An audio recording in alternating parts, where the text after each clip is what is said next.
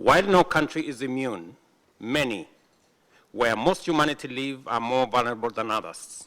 The gravity of the situation has been highlighted by the 2024 Interagency Task Force on Financing Development, which has sounded the alarm bell on a looming sustainable development crisis, driven by financing challenges that jeopardize both the SDGs and climate action. In the circumstances, the upcoming 4th International Conference on Financing for Development may be our last opportunity to make the radical changes needed to realize and realign our development priorities to meet the SDGs by 2030. We must urgently close financing gaps, bridge international divides, and restore trust in multilateralism. However, the current multilateral system is clearly struggling to address these immense, complex, and dynamic challenges effectively.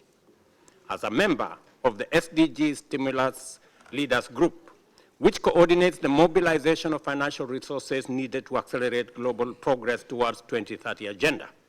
And as we do our best to achieve this goal, we also must recognize that the prevailing multilateral institutional architecture is dysfunctional, or at least highly ineffective, and cannot be relied upon to provide the solutions for the world that we all urgently need. This is why countries are increasingly turning to innovative, homegrown approaches to solve their most pressing problems.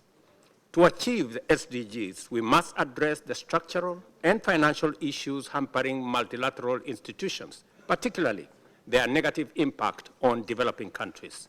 These challenges include limited fiscal ability, rising debt, unfair credit rating frameworks, and an uneven interest rate regime.